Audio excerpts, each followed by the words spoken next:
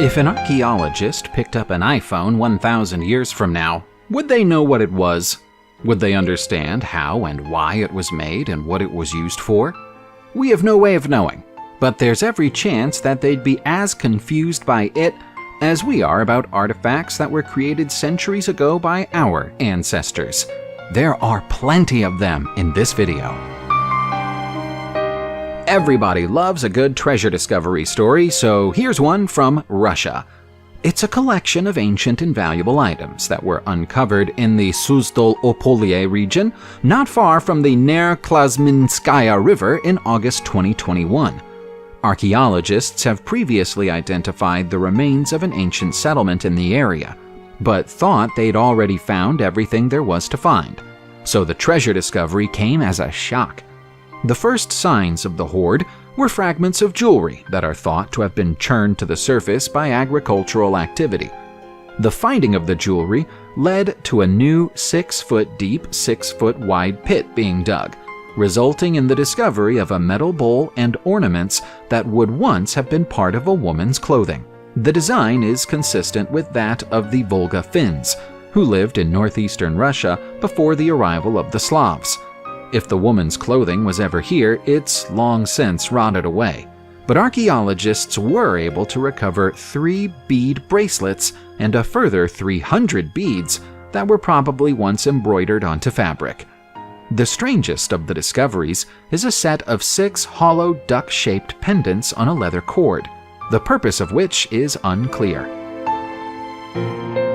The history books will tell you that the game of golf was invented in Scotland during the 15th century, but history books sometimes lie. There was a game very much like golf played in China twice as long ago as that, and to prove it, here's a 1,000-year-old Chinese golf ball. The game involved knocking pitted balls into holes using sticks and was known as Qiyuan.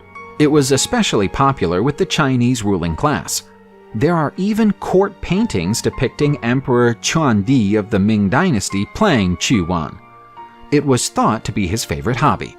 The ceramic balls used in the game were very hard-wearing, which explains why more than 1,800 examples have survived to the present day. Unlike modern golf balls, Qiyuan balls didn't spend any time sailing through the air. Qiyuan was more comparable to putting than golf, with each ball traveling a few feet over a carpet, rather than hundreds of feet across a field. Some ancient paintings seem to imply that there was a team version of the game that involved hitting the ball into an opposing team's goal, almost like hockey, but archaeologists are yet to find any direct evidence that such a game was ever played. An amateur metal detectorist is every bit as capable of finding a priceless ancient artifact as a professional archaeologist. To prove it, here's a stunning gold brooch that was found in Pewsey Vale, Wiltshire, England in March 2021. The brooch is covered in an ancient inscription, and historians think that the inscription might have been a magic spell designed to fend off illness. It's a product of the medieval era, and was most likely made in either the 12th or 13th centuries. The inscription around its edges is written in Latin and translates to "Hail Mary, full of grace, the Lord is with you, blessed are you among women, and blessed is the fruit of your womb." The brooch is tiny, so the ancient craftsperson who created it must have been incredibly skilled to etch such a long inscription into it. The Latin text is joined by 5 Hebrew letters, and these letters are what's thought to constitute the magic spell. Belief in magic was rampant in the England of the time, and the practice of keeping magical objects on your person to ward off illnesses caused by evil spirits was widespread. In December 2021, archaeologists from China confirmed the discovery of a bronze-lidded vessel inside a tomb at the site of Liluhi, close to Beijing. This is being treated as a significant find because the vessel is thought to date back to the very foundation of Beijing as a city during the Western Shao Dynasty era 3,000 years ago. To make the vessel even more interesting, it's thought to be a match for another bronze vessel that was found at the site during the 1970s. It seems the decorated food containers were made as a pair. Both vessels bear inscriptions that include a character called Yong, which is a specific reference to the establishment of a new city. During the Western Shao period, bronze vessels were strictly off-limits to anybody who wasn't a member of the ruling class. There were even rules about how many of them a noble person could have in their grave when they died. There's a strong chance that these vessels belong to someone who played a direct role in the creation of Beijing. It's a shame that we don't know their name. The idea of our ancient ancestors practicing skull surgery 2,000 years ago sounds too crazy to be true, and yet we know that it happened.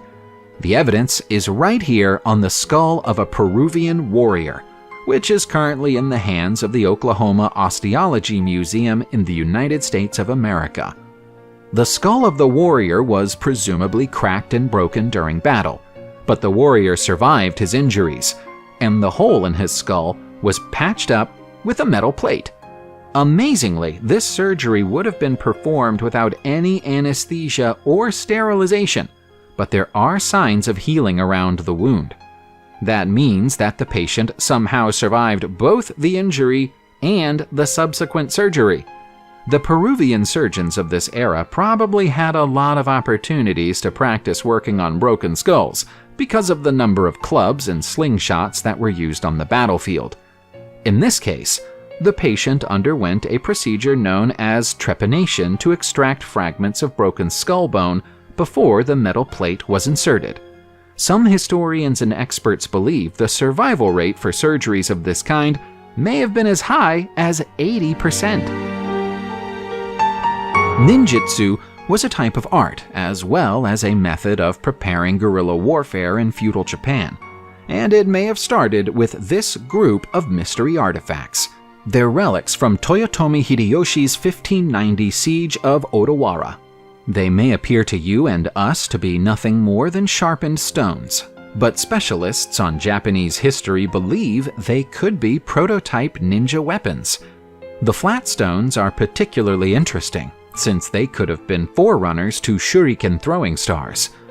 Akihiro Iwata, an archaeologist and museum curator, says he has found parallels between these artifacts and weapons known to have been used roughly a century after the siege of Odawara.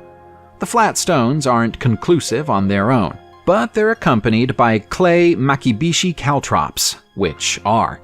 It's possible to dismiss one likeness as a coincidence, but it's more difficult to dismiss both. That isn't to imply that ninjas were there during the siege, but it is possible that the siege was the birthplace of ninjutsu. However, the version of ninjutsu that's so often seen in action movies and works of fiction today is largely a fabrication.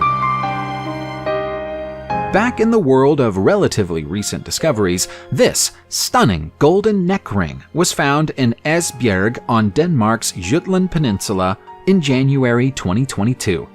The first experts to inspect the beautiful ancient artifact were so impressed by it that they say it has an almost divine quality.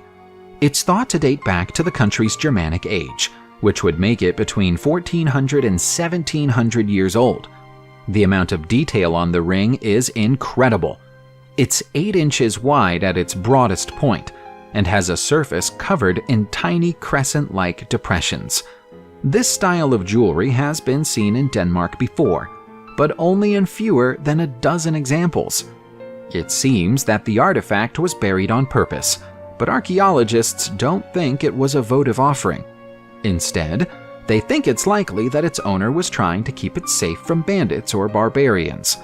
All the evidence suggests that it was never touched again after its burial until the archaeologists found it.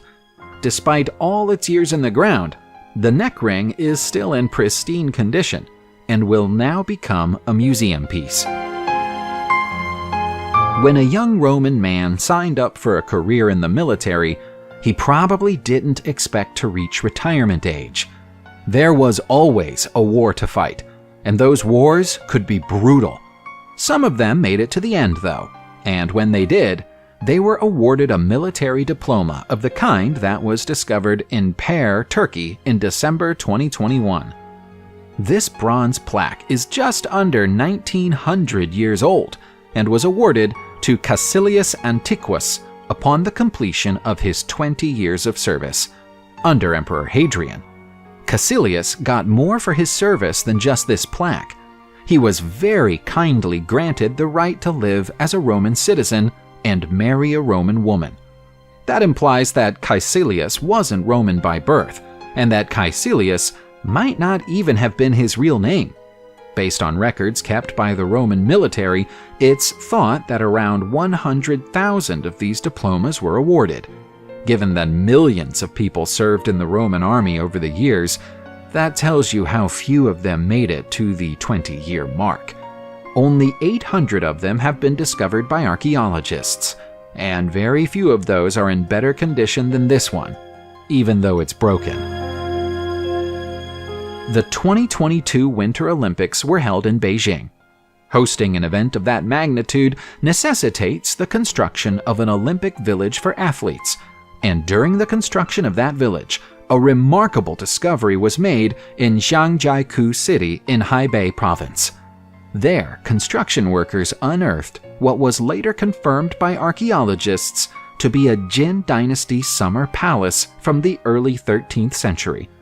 It was a find of such magnitude that the Olympic Village had to be relocated so as not to damage the remains of the palace further. Discoveries made among the ruins include priceless ceramics, textiles, and elaborate dragon head sculptures.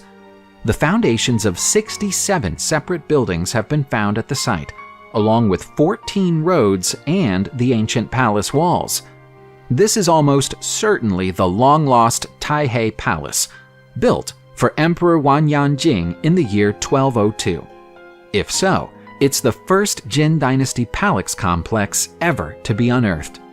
The Olympics are over now, but the work of archaeologists in digging through the remains of the palace and cataloging the various artifacts found here has only just begun. We're all familiar with the concept of a meme. We'd like to think that it's a product of the social media age, but it isn't. In fact, you could describe this medieval silver badge as a meme. It was found in Pontefract, Yorkshire, England in 2020. Archaeologists say that it was probably made during the 13th century and shows a knight climbing out of a snail shell. As if that weren't absurd enough, the snail shell is perched on top of a goat. At the time, snails were associated with cowardice, and so the badge was probably intended as a form of mockery, which is almost always the purpose of all memes. Historians think it was either intended as a parody of the British upper class or a suggestion that an enemy had been cowardly in battle. The badge was probably mass-produced and would have been passed from friend to friend for the purpose of amusement. Apparently, someone somewhere in medieval England thought that a knight had behaved in a manner unbecoming, and so this would have been a hilarious thing to see. We guess it's one of those jokes where you just had to be there. The Vikings raided, conquered, and pillaged their way across much of Europe in the 9th and 10th centuries. When they arrived in Scotland, local legends say that the native Scots put up quite a fight, with a particularly large and brutal battle waged in Galloway. There was no solid evidence of this battle until 2014, when amateur archaeologist Derek McLennan discovered the incredible collection of Viking treasures that are now known as the Galloway Horde. It's the largest collection of Viking treasures ever found in the British Isles, consisting of just under 100 artifacts, all of which are 1,000 years old. It's hard to say what the most incredible individual artifact in the Horde is, but many people feel that it's the beautiful Anglo-Saxon cross. Such is the ornate quality of this piece that historians believe it could only have belonged to a king, or possibly a very important religious leader.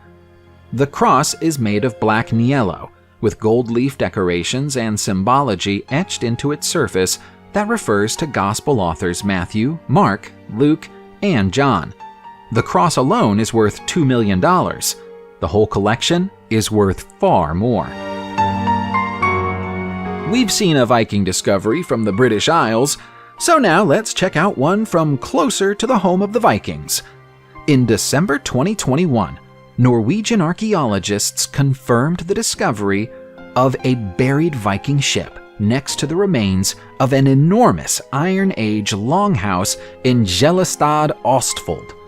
They think that the find dates to the 9th century. The sheer size of the longhouse has made historians wonder whether this might have been an important Viking center of politics or religion. It's almost 200 feet long, making it one of the largest in all of Scandinavia. The discovery was made by accident during the creation of a new drainage ditch. The presence of the ship next to the longhouse indicates that it's the final resting place of someone who was considered very important, as ship burials were among the highest honors that the Vikings could give to the dead. Archaeologists have long suspected that Gjellestad was an important trading center for the Vikings because of previous discoveries that have been made in the vicinity. But it now seems likely there was more to what they created here than just a trading center. Subscribe to the channel, turn on the notification bell, and enjoy watching new videos on my channel. Thanks for watching, and see you soon!